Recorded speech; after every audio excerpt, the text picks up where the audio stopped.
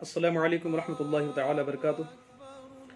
الحمد للہ رب العالمین والصلاة والسلام علی اشرف الانبیاء والمرسلین وعلی آلہ واصحابہ اجمعین، اما بعد، اعوذ باللہ من الشیطان الرجیم، بسم اللہ الرحمن الرحیم۔ فلما بلغا معه السعي قال يا بني إني أرى في المنام أني أذبحك فانظر ماذا ترى قال يا أبت افعل ما تؤمر ستجدني إن شاء الله من الصابرين، صدق اللہ العظیم۔ ترجمہ کنز الایمان۔ پھر جب وہ اس کے ساتھ کام کے قابل ہو گیا، کہا اے میرے بیٹے، میں نے خواب دیکھا، میں تجھے ذبح کرتا ہوں، اب دیکھ تیری کیا رائے ہے۔ کہا اے میرے باپ، کیجئے جس بات کا آپ کو حکم ہوتا ہے، خدا نے چاہا تو قریب ہے کہ آپ مجھے صابر پائیں گے۔ سبحان اللہ۔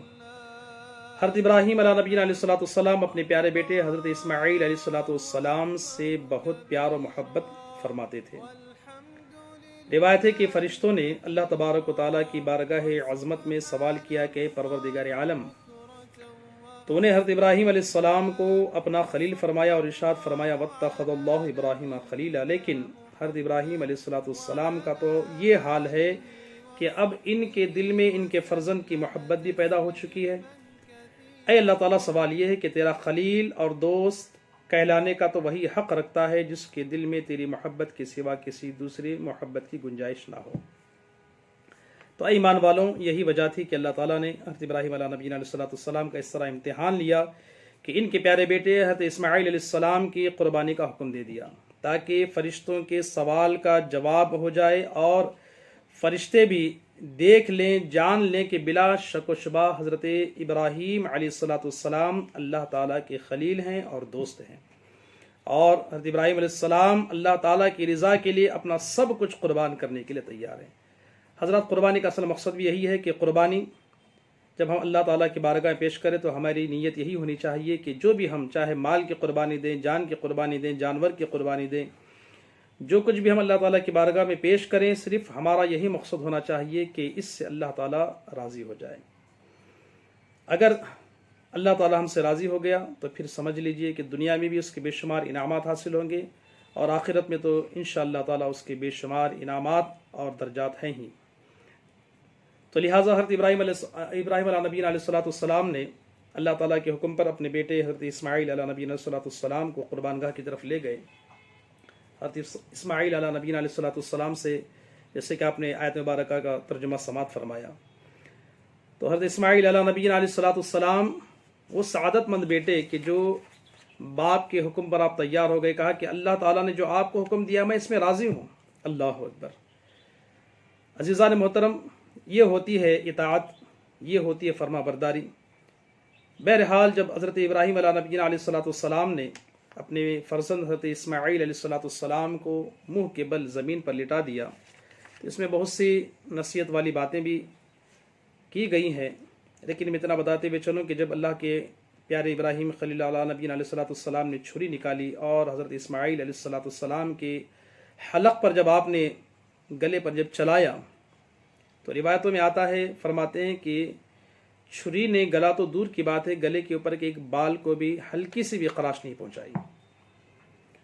جب حضرت ابراہیم علیہ السلام نے دیکھا کہ اتنی تیز چھری لیکن حلق پر نہیں چل رہی ہے، تو آپ نے زور سے غصے میں آ کر پتھر پر مارا تو پتھر 2 ٹکڑے ہو گیا۔ تو جب پتھر 2 ٹکڑے ہو گیا تو حضرت ابراہیم علیہ السلام نے چھری سے مخاطب ہو کر کہا کہ چھری، کیا پتھر سے بھی زیادہ سخت میرے اسماعیل کا گلا ہے؟ تیرا کام تو کاٹنا ہے تو کاٹتی کیوں نہیں؟ تو حضرات یوں بیان فرماتے ہیں اس واقعے میں کہ جب چھری نے حضرت ابراہیم علیہ السلام کے اس سوال کو سنا تو بزبان حال چھری نے کہا کہ ابراہیم، اس دن کو یاد کرو کہ جب آپ کو آگ میں ڈالا گیا تھا، اب آپ یہ بتائیں کہ آگ کا کام کیا ہے؟ تو آپ نے فرمایا جلانا۔ تو پھر چھری نے کہا کہ آگ کا کام تو جلانے کا ہے، تو آپ کو آگ نے جلایا کیوں نہیں؟ تو حضرت ابراہیم علیہ السلام نے کہا کہ میرے رب کا حکم تھا۔ تو چھری نے یہی کہا کہ وہاں تو صرف ایک بار حکم ہوا کہ اے آگ ٹھنڈی ہو جا، سلامتی والی ہو جا، لیکن یہاں پر 70 مرتبہ اللہ تعالیٰ کا حکم ہوا ہے۔ اللہ اکبر، کہ اسماعیل السلام کے نرم و نازک گلے کو نہ کاٹنا، اب میں اللہ تعالیٰ کا حکم مانوں یا خلیل اللہ کے حکم پر عمل کروں۔ اللہ اکبر، یہ وہ منظر تھا حضرات کہ فرشتے بھی حضرت ابراہیم علیہ السلام کا اللہ تعالیٰ سے تعلق و محبت اور اس کی رضا و خوش ندی کے لیے قربانی کا جذبہ دیکھ کر پکار اٹھے کہ بے شک حضرت ابراہیم علیہ السلام اللہ تعالیٰ کے خلیل اور دوست ہیں۔ حضرت ابراہیم علیہ السلام کے اس جذبہ وفاداری اور شان و اخلاص و اثار پر اللہ تعالیٰ کی رحمت کو پیار آ گیا، اور اللہ تعالیٰ نے حضرت جبرائیل علیہ السلام کو حکم دیا کہ اے سدرہ کے مکین جبریل امین، جنت سے ایک مینڈا لا کر حضرت اسماعیل علیہ السلام کی جگہ لٹا دو، اور میرے خلیل کے پیارے بیٹے اسماعیل کو اٹھا کر ان کے ہاتھ پاؤں کی رسی کھول دو۔ چنانچہ حضرت جبرائیل علیہ السلام نے ذبیح اللہ حضرت اسماعیل علیہ السلام کو اٹھا لیا اور ان کی جگہ پر جنتی دمبا لٹا دیا۔ اب تیسری مرتبہ جب حضرت ابراہیم علیہ نبی علیہ السلام نے چھری چلائی تو چھری چل گئی، تو آپ سمجھ گئے کہ ذبح ہو گیا میرا بیٹا۔ اور جب آپ نے آنکھوں کی پٹی کھولی تو کیا دیکھا کہ عجیب منظر ہے کہ آپ کے سامنے جو ذبح ہوا ایک دمبا ہے، اور بازو میں کھڑے ہوئے حضرت اسماعیل علیہ نبی علیہ السلام مسکرا رہے ہیں۔ اس وقت حضرت جبرائیل علیہ السلام نے جب اس منظر کو دیکھا تو آپ نے وہ جملہ اور وہ تکبیرات آپ نے کہے، وہ ذکر آپ نے کیا جو آج ہر ایک مومن پر ان ایام تشریق میں ہر فرض نماز کے بعد کہنے کا حکم دیا گیا ہے کہ وہ تکبیرات اللہ اکبر اللہ اکبر۔ حضرت جبرائیل علیہ السلام نے کہا تو حضرت اسماعیل علیہ السلام نے فرمایا لا الہ الا اللہ واللہ اکبر، تو حضرت ابراہیم علیہ السلام نے فرمایا اللہ اکبر وللہ الحمد۔ تو عزیزان محترم، صدا آئی کہ اے میرے خلیل، تیرا امتحان ہو گیا، اور تو امتحان میں کامیاب ہو گیا اور تیرا بیٹا بھی بچا لیا گیا، اور اس کی جگہ جنتی دمبا ذبح ہو گیا، اور یہ قربانی قیامت تک کے لیے تیری سنت اور یادگار بنا دی جائے گی۔ تو عزیزان محترم، اللہ تبارک و تعالیٰ نے حضرت ابراہیم علیہ نبینا علیہ السلام سے جو امتحانات لیا، آپ ہر امتحان میں کامیاب ہو گئے، اور آپ نے اللہ تعالیٰ کی رضا کے لیے ہر اس میدان میں جہاں جہاں پر امتحان آپ سے لیا گیا، اس میدان میں آپ کامیاب ہوتے چلے گئے۔ تو کامیابی ہمارے لیے بھی یہی ہے کہ ہم وہ کام کریں جس سے اللہ اور اس کا رسول راضی ہو۔ تو یہ قربانی کے ایام ہیں، اس میں جو بھی ہم قربانیاں پیش کریں، صرف ہماری یہ نیت ہو کہ اس قربانی کا اصل مقصد یہ ہے کہ اللہ تعالیٰ اس سے راضی ہو جائے۔ اگر ہم نے نیت یہ کی کہ اس سے گوشت ہم زیادہ حاصل کریں، یہ نیت کی کہ ہم دوسروں کو دکھائیں، یہ نیت کی کہ ہم گوشت جمع کریں، یہ نیت کی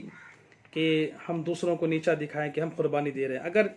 نیت میں اگر کسی طریقے سے بھی اگر کھوٹ آئی تو سمجھ لیں کہ آپ کی قربانی تو ہو جائے گی، لیکن وہ ثواب، وہ اجر آپ کو نہیں ملے گا،